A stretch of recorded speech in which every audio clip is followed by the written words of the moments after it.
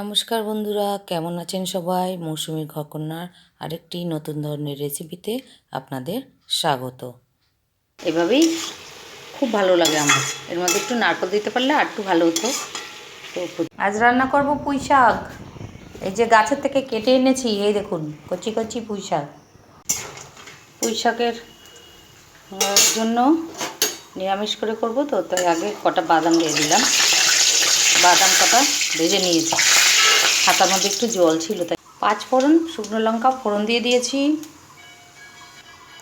অল্প একটু হলুদ দিয়ে দিলাম, ছিটে গায়ে এসে মানে পুড়ে টুড়ে যায় তো, তার জন্য।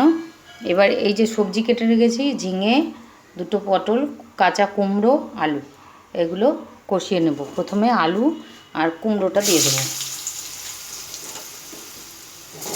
এগুলো একটু শক্ত আর ওইগুলো তো একটু নরম, ওগুলো পরে দেবো। আলু কুমড়োটা হালকা একটু ভেজে নেব, তারপরে ওইগুলো দেবো।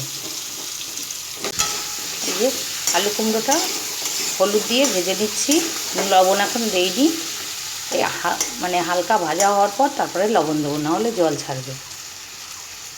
আলু কুমড়োটা দেখুন আমার ভাজা হয়ে গেছে। এবার ঝিঙে, পটল, যে কোনো সবজি যা দেবেন সব দিয়ে দিতে হবে। আমিও দিয়ে দিয়েছি। এবার এটা দিয়ে সব সবজি একসঙ্গে আর একটু কষিয়ে নেব। এই যে পুঁই শাকগুলো ডাঁটা আর পাতা আলাদা করে কেটে নিয়েছি। আমি সব কিছু আলাদা করে কেটে ধুয়ে আলাদা করে রেখে দিই, আর এটা কিন্তু আমার গাছের। এবার সবজিগুলো সব দেখুন আমার হাফ ভাজা হয়ে গেছে, সবই হালকা হালকা নরম হয়েছে। একদম গলে গেলে তো চলবে না, এগুলোও তো ভাজতে হবে। তো আমি তো পুঁই শাকে জল দিই না, জল ছাড়া হালকা আঁচে আমি কষিয়ে কষিয়ে পুঁই শাক রান্না করি। এবার ডাঁটা আর পাতাগুলো দিয়ে আরও সুন্দর করে কষিয়ে নেব। কষাতে কষাতে পুঁই শাক সেদ্ধ হয়ে যাবে। আর বাড়ির পুঁই শাক তো কোনো নেই, কেমিক্যাল দেওয়া নেই।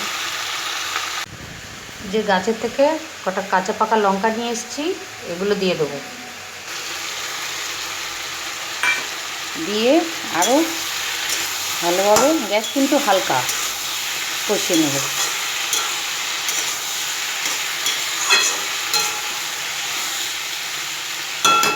লবণ দিলে এর থেকে জল ছড়ে বেরিয়ে যায়, তাহলে আর কষানো যায় না। দেখুন আমার কষানো হয়ে গেছে। এবার আমি অল্প একটু লঙ্কা গুঁড়ো, আপনাদের ভালো লাগলে দেবেন, না দিলে না দেবেন। আর হচ্ছে কাঁচা লঙ্কা দিয়েও ভালো লাগে, শাক পাতা তো তাই। আর একটু জিরে গুঁড়ো। এইবার এই মশলাগুলো দিয়ে আরেকটু করে কষিয়ে নেব। সবার শেষে দিয়ে দিচ্ছি লবণ। এবার সুন্দর করে কষিয়ে নেব।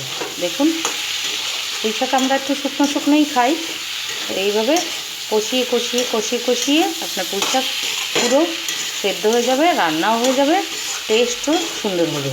হালকা আঁচে রান্না করলে সব রান্নাই ভালো হয়। এই কষিয়ে নেব। আর একটু আমি মিষ্টি দেব, সেটা হচ্ছে গুড়। এই যে দিয়ে দিচ্ছি গুড়, অল্প করে গুড়টা দিয়ে এবার সুন্দর করে কষিয়ে নেব। সব দিয়ে ঢাকা দিয়ে দিয়েছি, ঢাকা তুলে দিয়েছি। সবার শেষে এই যে বাদামগুলো দিয়ে দিয়েছি। দেখুন আমার পুঁই শাকের চচ্চড়ি রেডি। বাড়ির গাছের পুঁই শাক, তাই দিয়ে নিরামিষ করে পুঁই শাকের চচ্চড়ি।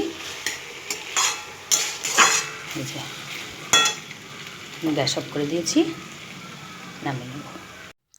নিজের হাতে লাগানো গাছের পুঁই শাক দিয়ে চচ্চড়ি করে দেখালাম বন্ধুরা। যদি আমার ভিডিওটি ভালো লাগে তাহলে একটি লাইক, কমেন্ট, শেয়ার করে আমার পাশে থাকবেন। আবার দেখা হবে, টাটা।